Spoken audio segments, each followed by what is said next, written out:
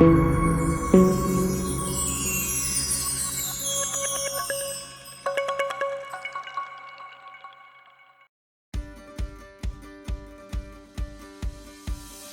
más arreciaban contra la cristiandad, los enemigos de nuestra santa religión, levantó el Señor las cruzadas, a cuya cabeza puso como siempre con gran singular providencia, un esforzado capitán. En la primera mitad del siglo XVI, eligió Dios para tan noble empresa de su gloria al insigne caballero español Íñigo de Loyola. Siglo fue aquel de la confusión y desconcierto para las inteligencias. Amenazaban a la fe católica príncipes malvados, monjes apóstatas y el desbordamiento de ideas paganas que, sob capa de renacimiento, se derramaron por los ámbitos de Europa. Menester era, para contener el avasallador empuje, el dique de un renacimiento cristiano y de una cruzada intelectual, cuyos soldados juntasen a la fe, la ciencia y a las virtudes apostólicas un tacto exquisito y un perfectísimo conocimiento del campo que habían de actuar a fin de poder combatir al enemigo con sus propias armas. Esta adaptación maravillosa del humano a lo sobrenatural fue papel reservado en la Iglesia de Dios, muy particularmente a la ínclita Compañía de Jesús y a su esclarecido patriarca y fundador, San Ignacio de Loyola. Nació San Ignacio en el castillo de Loyola de la provincia de Guipúzcoa, lo que hoy conocemos como la Comunidad Autónoma del País Vasco en España. La Nochebuena del año de 1491 le bautizaron en la iglesia de Azpeitia y le llamaron Íñigo o Ignacio. Fue el último de los 13 hijos de Beltrán de Loyola y María Sáenz de Balda. Para situar más concretamente la vida de nuestro santo, diremos que nació durante el reinado de los reyes católicos y murió 2 años antes del emperador Carlos V. Mostró desde niño vivo y despierto ingenio. Le enviaron sus padres a la corte para que allí se educase con otros jóvenes de su calidad. Y como era de grande y brioso ánimo, pronto se aficionó a las armas. Ya en su edad varonil, capitán de los ejércitos de don Fernando, se nos presenta como uno de los tantos hidalgos prendado de la vida cortesana y de las gestas guerreras, pundoroso y arrogante caballero. No cabe duda de que Ignacio tuviera buenos principios de religión y moral, pero no nos atrevíamos a asegurar que bastasen para apartarle de los lamentables extravíos. Hay distintas opiniones entre los biógrafos sobre la juventud de nuestro héroe, lo cual, por cierto, fue no muy poco mundana. Quizás permitió el Señor aquellos deslices y angustias morales en consideración al futuro ministerio de Ignacio, a quien destinaba para establecer una orden que había de dedicarse principalmente a reanimar en los hombres la virtud de la esperanza. El año de 1521, mientras Íñigo defendía el castillo de Pamplona contra las tropas de Francisco I, fue herido de bala en la pierna derecha. Le llevaron a toda prisa al castillo de Loyola. Para no quedar cojo, se sometió heroica y calladamente a sucesivas operaciones dolorosísimas. Mas, a pesar de tantos cuidados, le quedó aquel mal una leve cojera hasta el fin de su vida. La convalecencia había sido lenta. Para matar el tiempo durante ella y no aburrirse, pidió a Amadís de Gaula novela de aventuras amorosas y bélicas, muy estimada de nobles y guerreros. Mas no fue posible dar con el libro y hubo de contentarse Ignacio con otros de vida de santos y la vida de Cristo de Ludolfo de Sagovia. La inmovilidad le invitó a reflexionar, y así, de grado por fuerza, tuvo que admirar aquellos ejemplos de pobreza voluntaria, de humildad, de deshacimiento y de aparente flaqueza que ocultaba, en realidad, la más varonil y fecunda energía.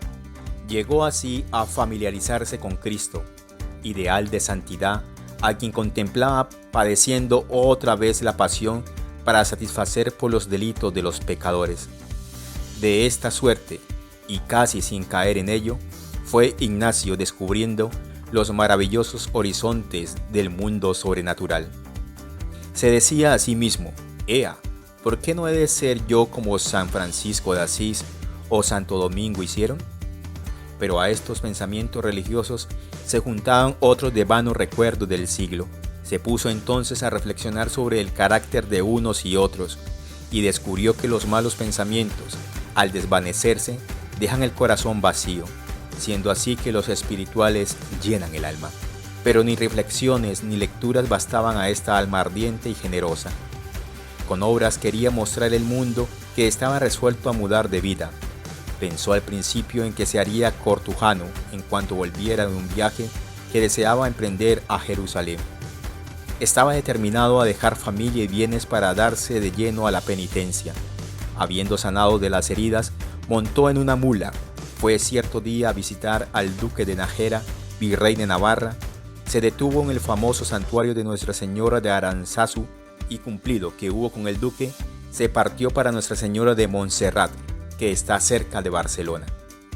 Pensando en la peregrinación que quería hacer a Tierra Santa, compró al llegar al pie de la montaña de Montserrat un equipo completo de peregrino, hábito y esclavina de sayal, cinturón y sandalia de cuerda, bordón y calabacino. 3 días permaneció en Montserrat. Allí hizo confesión general de su vida y antes de partirse colgó delante del altar de la Virgen su espada, con la que durante el viaje había estado a punto de matar a un moro que en su presencia se permitiera blasfemar de Nuestra Señora. Antes de embarcarse para Jerusalén, salió Ignacio hacia Manresa, donde había un hospital para los peregrinos.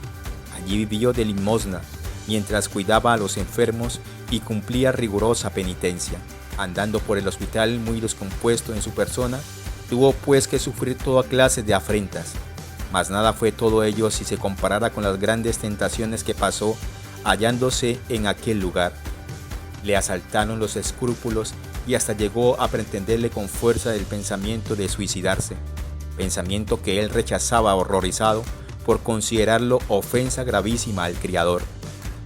Triunfó, por fin, después de durísimos combates de aquella impertinente molestia, y consiguió en premio aquel don singular que le acompañó toda su vida, de saber serenar las almas escrupulosas.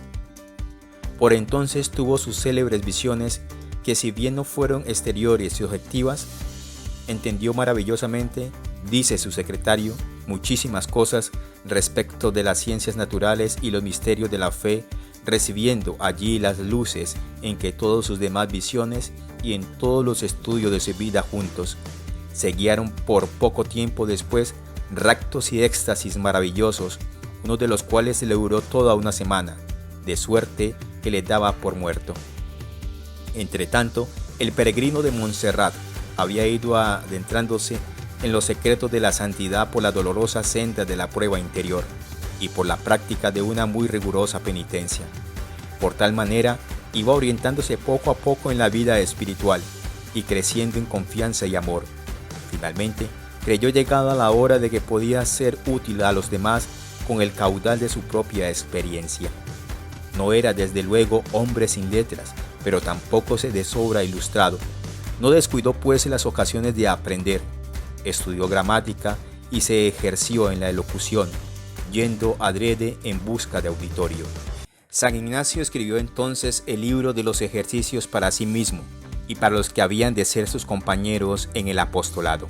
Mas también lo destinó a las personas del siglo algo ilustradas, pero cristianas a medias, que deseaban enfervorizarse en la práctica de la religión, lo mismo que a quienes viviendo ya cristianamente aspiraban a mejorar su vida y más y más. De ahí la singularidad y eficaz virtud de este excelente libro confirmado y alabado por el Papa Paulo III en el año 1543 y por los autores de la Rota. Hallándose ya notablemente mejorado de su dolencia, dejó Ignacio la villa de Manresa y partió para Jerusalén. Se embarcó en Barcelona, cruzó el Mediterráneo y fue a desembarcar a Gaeta. De allí, mendigando, prosiguió a pie hasta Roma, a donde llegó el domingo de Ramos del año de 1523. A los 15 días salió para Venecia. Finalmente, después de 5 días de viaje, llegó a la Ciudad Santa y entró en ella el 5 de septiembre. Lloró de consuelo a la vista de los santos lugares y visitó todas las estaciones de la pasión del Salvador. Hubiera querido quedarse allí para predicar y convertir a los infieles, pero no se lo permitieron, y se vio obligado a retornar con los demás peregrinos. Volvió a Barcelona y, merced a la liberalidad de una insigne bienhechora llamada Isabel Roses, estudió Ignacio Humanidades por espacio de 2 años con el santo maestro Jerónimo Ardevalo, sin por eso disminuir sus ausencias ni dejar de trabajar en la salvación de las almas. Pasó luego a la Universidad de Alcalá, donde se encontró con 3 antiguos compañeros y un muchacho francés con quien trabó amistad. Aquí, como en todas partes, vivió de limosna. Partió y llegaron con 9 compañeros a Venecia el 6 de enero de 1537. En dicha ciudad fueron ordenados presbíteros Ignacio y aquellos discípulos suyos que no eran todavía sacerdotes. Se realizó la ceremonia el día de San Juan del mismo año, en 1537. Ofició en ella el nuncio Monseñor Varelayo, que fue después cardenal. Un año entero pasó el santo preparándose a recibir las sagradas órdenes, y los 40 días inmediatamente anteriores vivió solitario en una casucha arruinada y expuesta a hindos los vientos, entregando de lleno el ayuno y la oración. Pronto repartió Ignacio a sus hijos por todo el mundo. Antes de publicarse la Constitución Apostólica, ya San Francisco Javier corre a evangelizar las Indias. 2 padres y un novicio llegan a Irlanda y empiezan la predicación con grave riesgo de su vida. Entretanto, se entregaba al fundador a estas empresas, reconciliaba grandes enemigos políticos, fundaba casas de refugio para judíos conversos, otras para pecadoras arrepentidas y diversos centros de educación para los jóvenes. El 22 de abril de 1541, con unánime sentir, fue Ignacio elegido prepósito general en San Pablo Extramuros. Recibió luego votos de sus discípulos y emitió los suyos antes de comulgar. No faltó a la compañía el apoyo de Pablo III. En 1543 logró el fundador una carta apostólica que suprimía la limitación del número de profesos. 2 años después, por otra carta, se facultaba a la compañía para predicar y administrar los sacramentos. En 1546 se otorgó a los padres derecho de tener coadjuntores para lo temporal y espiritual.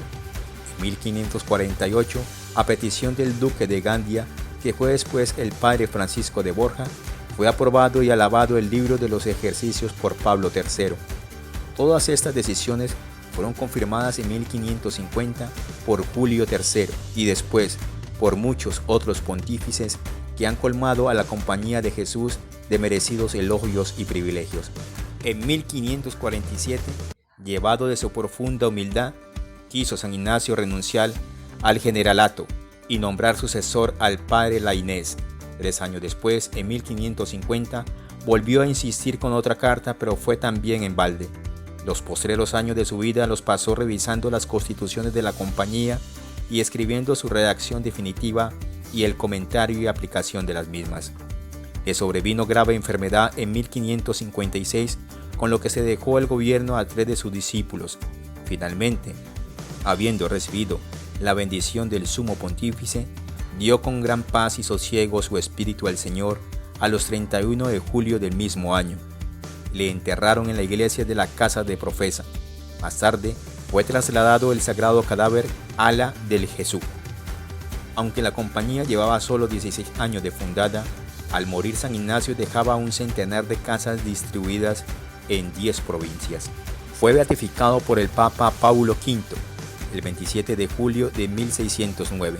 Su santidad Gregorio XV lo canonizó con fecha del 12 de marzo de 1622. La historia de la compañía es desde sus comienzos inseparable de la historia de la Iglesia. A mediados del siglo XVIII se concertaron contra ella todas las potestades infernales que tenía a su servicio el judaísmo, el protestantismo, la enciclopedia y la mayor parte de los soberanos de Europa, los cuales, valiéndose de 1000 engaños y violentas amenazas, lograron al fin que el débil Clemente XIV firmara con mano temblorosa el breve de extinción de la compañía a 21 de julio de 1773.